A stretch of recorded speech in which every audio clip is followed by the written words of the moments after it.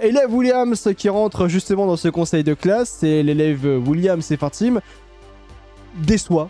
C'est pas lent, même de l'avertissement d'ailleurs de comportement, mais en termes de performance réellement par rapport à Williams, on pourrait dire qu'on s'attendait à mieux. Je rappelle qu'au constructeur l'an dernier, c'est terminé 7ème pour Williams. Là, c'est péniblement à une 9ème place. C'est la deuxième pire écurie de la grille, après donc justement l'écurie Sauber. Ça a mis quelques points dans cette saison 2024 de Formule 1 pour justement Williams, si je me trompe pas. Ça en a mis seulement 4 petits points en 14 Grands Prix justement pour Williams. Et Bichoum, est-ce que tu es d'accord en disant que c'est décevant, si on dit que c'est décevant et qu'on s'attendait clairement à mieux par rapport à Williams?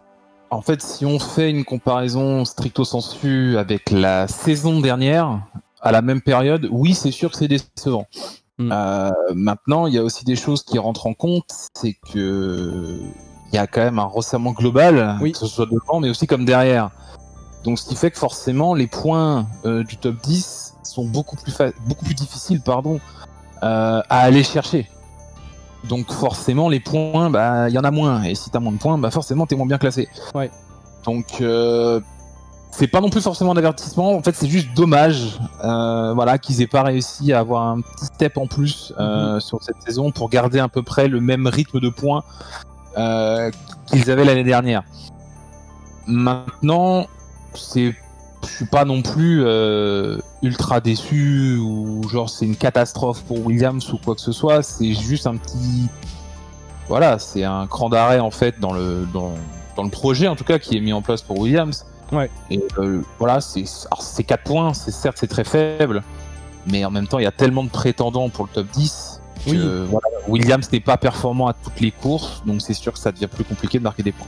Yeti Williams de remercier beaucoup sur Alexander Albon parce qu'il met la totalité des 4 points sur cette mi-saison 2024 de Formule 1. Il fait des grosses perfs avec cette FW46 et en face on a un Sargent qui fait des P18 et des P19 et c'est vrai que si on regarde justement par rapport à l'average, donc la moyenne de finition des points dans cette finition au niveau de la moyenne des positions à l'issue des Grands Prix, eh bien Albon, lui, a égalité avec Daniel Ricciardo, 12,9 en moyenne dans la position d'arrivée pour Alexander Albon, quand Sargent, eh bien c'est l'avant-dernier pilote, il est le seul pilote qu'il bat, c'est Zhou Guanyu.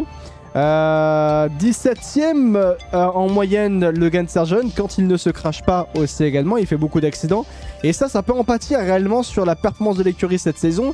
Je rappelle les propos de James Hals durant cette saison 2024 de Formule 1 et même dernièrement, c'est que si Logan Sargent n'arrive pas à aider l'écurie, au bout d'un moment il va falloir trouver des solutions parce que la course contre la montre arrive pour justement Williams. Il reste moins de 15 Grands Prix dans cette saison 2024 de Formule 1 et chaque course est absolument cruciale pour des écuries comme Williams, Haas, Alpine même et Sauber aujourd'hui pour aller se rapprocher des points ou aller marquer des points. Et un pilote comme Sargent, d'une certaine manière handicap finalement Williams et c'est peut-être ce qui leur coûte aussi également le développement intéressant, les retours intéressants pour permettre à l'écurie de mieux s'élever et de se rapprocher de la zone des points, et ce qui peut coûter justement des gros points à Williams sur cette suite de saison 24 de Formule 1.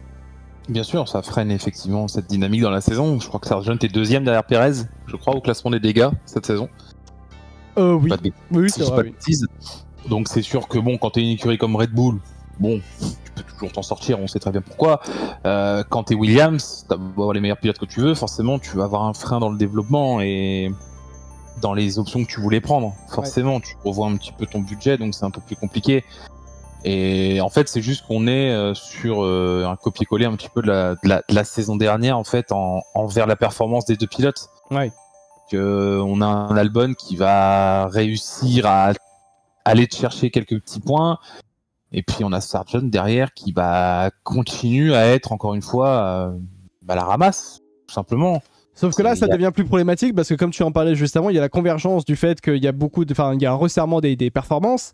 À l'avant, bien sûr, mais aussi également dans le midfield et à l'arrière du peloton, ce qui crée forcément un pilote qui est moins bon dans une écurie va forcément handicaper l'écurie au vu de ce qui se passe aujourd'hui par rapport à Sargent, qui ne permet pas à Williams d'être dans là où pas elle devrait être, mais être mieux que là où est-ce qu'elle est aujourd'hui Williams. On regarde par rapport à Alexander Albon qui se bat corps et âme pour aller chercher des petits points de 10e place par-ci par-là et dans des moments importants et des moments opportuns parce qu'il va concrétiser les opportunités. Également Alexander Albon, parfois ça rate comme en Australie également où justement il y avait une situation de points par rapport à Alexander Albon, parfois ça rate, mais parfois il y arrive Alexander Albon, sauf que les opportunités de l'année dernière, avant t'avais peut-être 2 voitures qui pouvaient y arriver pour aller chercher des points, maintenant t'en as 4 qui peuvent aller chercher les tout derniers points lâchés par Ferrari, McLaren, Red Bull et Mercedes, c'est voire même Aston Martin aussi également, donc c'est très compliqué la situation de Williams, et Williams aurait peut-être dû dire bye bye à Logan Sargent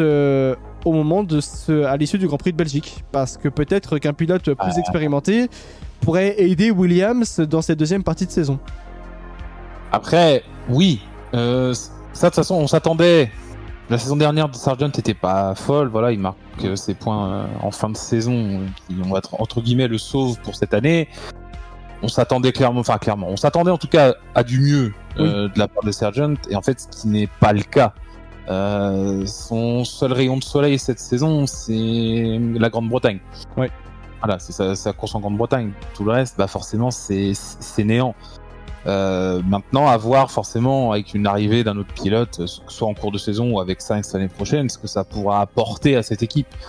Mais en attendant, vu le line-up actuel et les performances des concurrents directs, c'est compliqué pour Williams de pouvoir faire mieux que l'année dernière. Donc bien forcément, dès qu'il y a la moindre opportunité, et Dieu sait que le top 10 aujourd'hui est compliqué à aller chercher, il faut foncer. Et donc c'est pour ça qu'heureusement qu'Albon est chez Williams. Et heureusement qu'Albon est chez Williams, et regardez à quel point justement après à partir du Grand Prix de Grande-Bretagne, ça n'a pas essentiellement beaucoup changé depuis le Grand Prix de Grande-Bretagne, mais regardez par rapport à la Grande-Bretagne, Williams c'est la 6e force du plateau lors du Grand Prix de Grande-Bretagne. Si vous aviez 2 pilotes du côté de chez Williams comme Alexander Albon, ou de la carrure d'Alexander Albon, ou peut-être même un petit peu moins bon qu'Alexander Albon au moins, eh bien vous auriez 2 pilotes qui pourraient se battre pour des places plus intéressantes, parce que quand vous regardez par exemple à la average finishing position entre Albon et Logan Sargent, Albon ça se rapproche de la 13e place en moyenne justement au niveau de en moyenne sur ce début de saison. Sargent c'est dernier, c'est le dernier au classement avec une moyenne de la 17e place quasiment.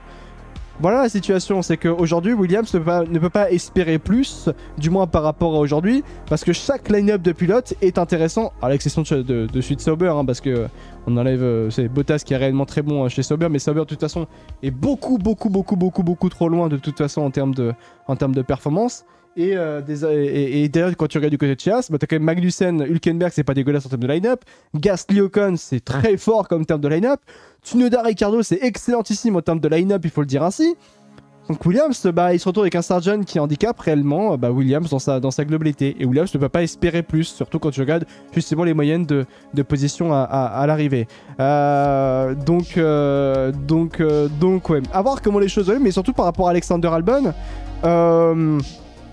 Albon met les points dans son entièreté, même si Williams à mon sens est quelque peu décevant parce qu'ils n'arrivent pas à trouver les solutions aujourd'hui et on s'attendait peut-être à mieux, mais Albon c'est pas Superman, il peut pas tout faire finalement Alexander Albon, Baby Chou, et ce qu'il fait justement là Alexander Albon sur ce début de saison 2024 de Formule 1, c'est ce qu'il fallait faire, et c'est ce qu'il réalise d'une manière absolument fantastique. Alexander Albon il est la pièce maîtresse aujourd'hui de Williams.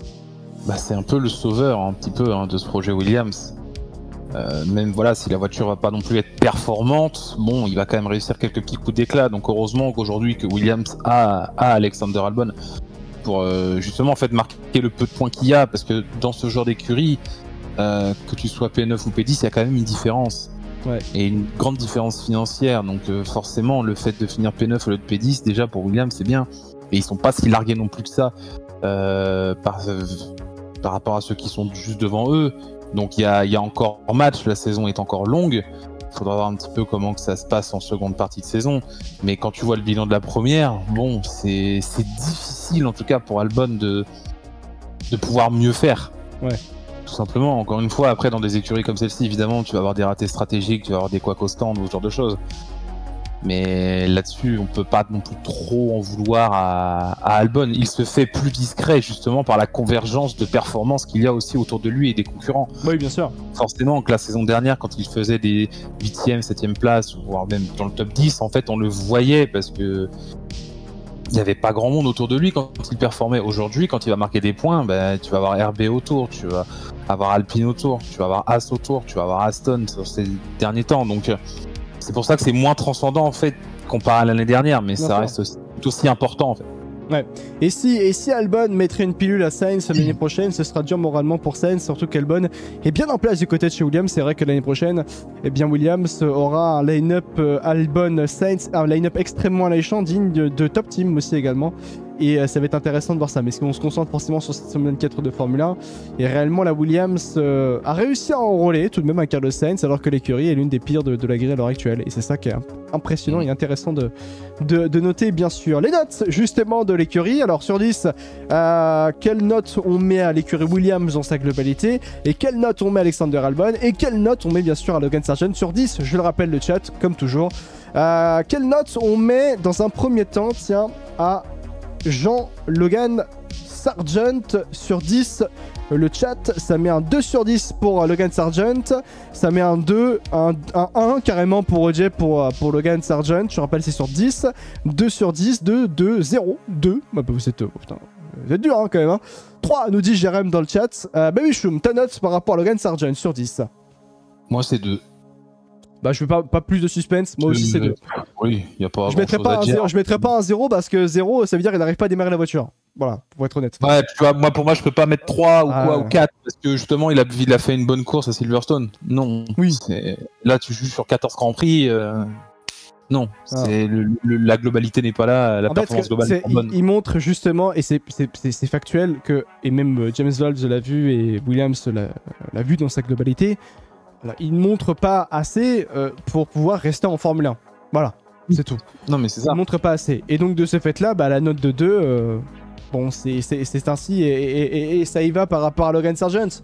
Donc, il n'y a pas de méchanceté ou quoi que ce soit. C'est juste, il montre qu'il n'a pas le niveau pour rester du côté de chez Williams. Et même rester en Formule 1 tout court. En termes de rythme, c'est pas assez bon. Et Williams l'a très bien compris. Et puis j'en voyais parler dans le chat justement, et en fait c'est un petit peu vrai, c'est que t'as certains pilotes en fait ils sont clairement pas faits pour la Formule 1. Ou pour la monoplace en tant que telle hein, d'ailleurs dans sa globalité. Non mais ça se trouve que peut-être, imagine, on sait pas si l'année prochaine j'en voyais qui parlait d'IndyCar, tu mets Sargent en IndyCar, ça se trouve ça marchera bien tu vois. Bien sûr, oui. Et là peut-être que la LF1 c'est pas pour lui tout simplement. Et que faut pas insister. On a vu que Williams de toute façon cette saison a cherché, on est qu'à mi-saison, a cherché à le lourder déjà plusieurs fois. Mais ça se trouve qu'il arrivera à rebondir ailleurs. Ils ont même refusé le droit de courir à Logan Sargent, c'est dire. Hein. Oui. Mais voilà, mais ça se trouve qu'il rebondira ailleurs et qu'il retrouvera un petit peu le sourire derrière un volant, tout simplement. Alexander Albon, la note sur 10 sur Alexander Albon, je rappelle on a mis en moyenne la note de 2 à justement Logan Sargent. Albon, note sur 10, combien au lui-même? Ça met 6 sur 10. Albon dans le chat, Itsu 6, 4 OJ, assez dur avec Alexander Albon, 7.5 pour Rem, 7, 5, 5, 7, 6, 5. Alors, c'est partagé Babychum, quelle note tu mets toi? Je sais que ma note je la connais pas encore. Moi je suis parti sur 7, moi. En préparant tout ça, en voyant, moi c'est un 7 pour Albon. Je dois avouer que moi ça tourne entre 6,5 et 7,5. Donc je pense qu'on va faire le juste milieu, le 7. Pourquoi? Parce que de mon côté, je trouve que faire de telles performances avec Williams, même si encore une fois je le dis, hein, je reste persuadé que c'est quelque peu décevant par rapport à l'année dernière, mais il y a aussi, il faut prendre en compte la convergence du fait qu'il y a beaucoup plus de niveau, enfin bref, il y a beaucoup plus de concurrence et la concurrence est rapprochée, voilà, c'est là où je voulais en venir. Mais même malgré ça, je trouve que Albon arrive à se battre et à mettre 4 petits points précieux forcément à Williams.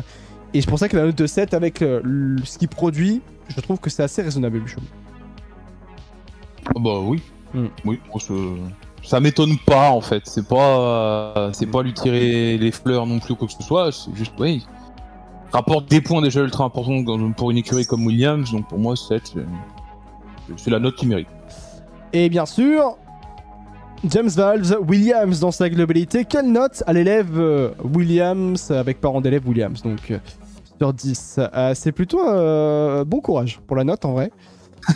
parce que faut noter que pour Williams dans le contexte, parce que pour remettre dans le contexte aussi également hein, de Williams, hein, écurie en pleine phase de reconstruction sous justement la direction de James Hals en tant que nouveau patron, qui inculque une nouvelle culture là-bas, qui a recruté de multiples ingénieurs vis-à-vis du projet, qui est en phase de transition au niveau de la performance. Et dans tout ça, Williams marque 4 points précieux. Donc c'est vrai que pour mettre une note sur 10, bon courage réellement vis-à-vis du contexte de l'écurie. Bibichoum. Moi j'ai mis 5. Ouais, 5,5 ça met Jérém dans le chat par exemple pour Williams. Oui, mais après il met 7,5 pour Vols, donc je suis assez d'accord, tu vois. Oui, forcément, si on va noter juste Vols, ça va, mais principal, hein, Williams, bon, ouais, pour moi c'est un petit 5 en fait. Ouais. C'est un peu... Bah, pour être honnête, comme moi je suis déçu par Williams par rapport à ce que ça produit aux gens en termes de performance par rapport à la saison dernière, bah si je suis déçu, je mettrai moins de la moyenne. Un 4,5 je pense pour moi. Ça s'entend. 4,5 pour moi pour Williams par rapport à ce début de saison 2024 de Formule 1 du moins. Voilà par rapport à Williams, les amis dans ce conseil de classe, les copains.